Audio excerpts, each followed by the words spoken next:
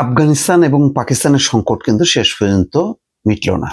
এক্ষেত্রে পাকিস্তান দায়ী করছে ভারতকে, বলছে যে নয়াদিল্লির উস্কানি এবং আশকারার কারণে আফগানিস্তান সরকার শান্তি আলোচনাটা সফল হতে দিল না, তারা গো ধরে বসে থাকলো।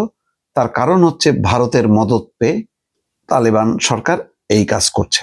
কয়েকদিন আগে আফগান পররাষ্ট্রমন্ত্রী গেছে ভারতে, এবং ভারতে থাকা অবস্থায় কিন্তু সংঘাত শুরু হয়। পাকিস্তানের যুদ্ধ বিমান পাকিস্তান তালেবানের যে ঘাঁটিগুলি আছে আফগানিস্তানের ভিতরে, সেখানে হামলা চালায়। এরপর আফগানিস্তানও পাল্টা হামলা চালায়, বেশ পাকিস্তানি সৈন্য হতাহত হয়। তারপর পাকিস্তানও ব্যাপকভাবে হামলা শুরু করে। এই অবস্থায় দ্রুত গতিতে কাতার এবং তুরস্ক তৎপর হয়। তারা দুই পক্ষকে ডাকে। প্রথম দফায় কাতারে বৈঠক হয়, তারপরে তারা তুরস্কে যায়। কিন্তু 3 দিন ধরে টানা আলোচনার পরও যার যার অবস্থানে অনড়। পাকিস্তানের দাবি যে আফগানিস্তানের ভেতরে যে তালেবানের ঘাঁটিগুলি আছে, পাকিস্তান তালেবানের ঘাঁটি, সেগুলি ধ্বংস করতে হবে। কিন্তু আফগানিস্তান এই ব্যাপারে কোনো কমিটমেন্ট করতে চায় না। বরং আফগানিস্তান বলেছে যে ওই গোষ্ঠীর সাথে পাকিস্তান যেন আলোচনা করে। পাকিস্তান বলেছে যে কোনো সন্ত্রাসী গোষ্ঠীর সাথে পাকিস্তান সরকার আলোচনা করবে না।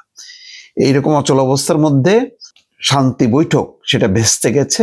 এরপরেই পাকিস্তানের প্রতিরক্ষা মন্ত্রী খাজা আসিফ বলেছে যে তালিবানকে মুছে দিতে মোট অস্ত্র ভাণ্ডারের ভগ্নাংশ লাগবে না। শান্তি আলোচনা ভেস্তে যেতেই হুঁশিয়ার পাক মন্ত্রীর। ইসলামাবাদের ধৈর্যের পরীক্ষা নিলে নিজেদের বিপদ নিজেরাই ডেকে আনবে তালিবান, এই কথাও বলেছেন তিনি। চলতি মাসের শুরুর দিকে পাকিস্তান এবং আফগানিস্তান সেনা সংঘর্ষে জড়িয়ে পড়েছিল। কাবুলে আকাশপথে হামলা চালিয়েছিল ইসলামাবাদ, আবার সীমান্ত এলাকায় পাল্টা জবাব দেয় তালেবান। একাধিক দেশের মধ্যস্থতায় সাময়িকভাবে দুই দেশের মধ্যে সংঘর্ষ বিরতির সমঝোতা হয়েছে, কিন্তু উত্তেজনা কমেনি। মঙ্গলবার আরো এক দফায় পাক এবং আফগান প্রতিনিধিরা আলোচনায় বসেছিলেন তুরস্কের রাজধানী আঙ্কারার। সেই বৈঠকে সমাধান সূত্র মেলেনি।